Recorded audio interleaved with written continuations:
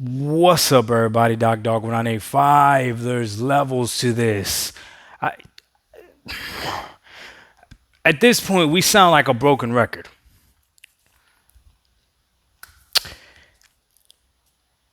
This Activision deal has to go through or has to get denied this year. We can't go another year of this. Matter of fact, within the next 6 months, they got to figure this out because this is getting ridiculous. But the stuff that's coming out from this sometimes is even more ridiculous. Game Pass does not lead to more game sales.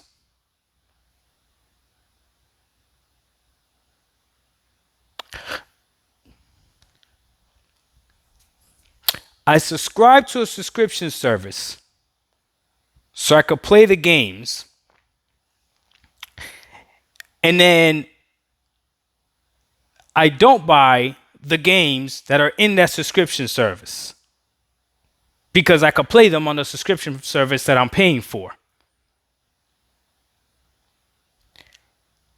That makes sense.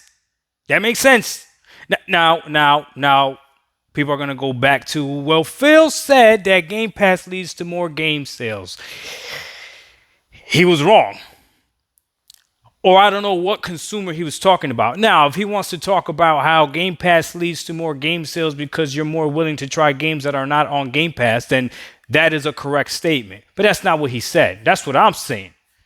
I am more willing to purchase a game that I would have not purchased that's not on Game Pass because I have games on Game Pass. So if something's not on Game Pass and I'm interested in it, I'm more willing to buy it now because those big games that I want to play that are coming to Game Pass, I don't got to pay for them. They're already in there. Or if there's a big game that's not coming to Game Pass, I don't feel bad. I don't have to purchase every single game. So I am more willing to purchase a certain amount of games. Game Pass has allowed me to purchase the games that I bought on the PlayStation. These are facts.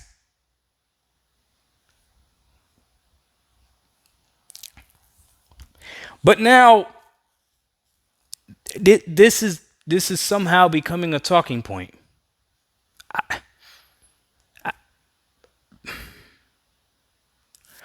Because again, the whole narrative is that Game Pass is the boogeyman and Game Pass is going to destroy the gaming industry. Subscription services are going to destroy the gaming industry. That's the narrative. The advantage that Game Pass has, or that subscription services have when it comes to video games, is that they literally, all they have to do is look at other means of entertainment that have gone through this evolution and see what they did right, what they did wrong. And they should be able to figure it out. So you remember those rumors about ads being in a lower tier of Game Pass? Yeah, that makes sense. That makes sense. As a way to be able to pay these developers more and all this other stuff to put their games on Game Pass. Do you remember how they were talking about putting ads in games? Yeah, unfortunately, that makes sense. Now, that doesn't benefit me, the gamer, depending on how they do their ads. Because again, if they do their ads where it's like an in-game actual, you're driving through a McDonald's and it's actually a McDonald's, then okay, that makes sense, right? Someone's drinking a Diet Coke and it's actually a Diet Coke, then okay, that makes sense. Right? But as far as an ad break in between the game, then no, of course not. Nobody wants that. Of course not. Nobody wants that. But they got to figure out a way. They have to figure out a way to make it make sense to the publishers and the developers. That's not my problem, though. And here's the reality of everything. The same way that Google Stadia died, right? The technology and the concept of cloud gaming did not. If for whatever reason Game Pass was to die and go away, subscription services of video games are not going anywhere. Every single major gaming company has bunkered down on this.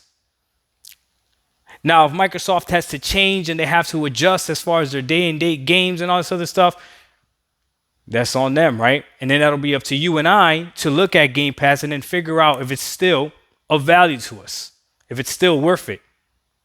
See, I think 2022 was not a horrible year for Microsoft as people think it is, because they got a real life glimpse of what it looks like to have a gaming service without dropping first party AAA games. They literally have a whole year of a sample size of this. Now, as long as you were satisfied last year with Game Pass, you're good. I know I was. So it is what it is. And I played old games and new games. And just in case you didn't know, this entire generation, old games have been cool, regardless of what anybody tries to tell you. Okay? They've been making remakes and remasters of everything, including Nintendo that now has Metroid Prime, right? Remastered, and people are giving it praises. Old games are literally dominating this generation. So if you have Game Pass and an Xbox Series X and you're running these games already at 4K 60 auto HDR, you don't have to worry about the game actually being remastered. It's already being upscaled and everything. A lot of those games, like when I played Fallout 3, boosted to 4K, boosted to 60 FPS.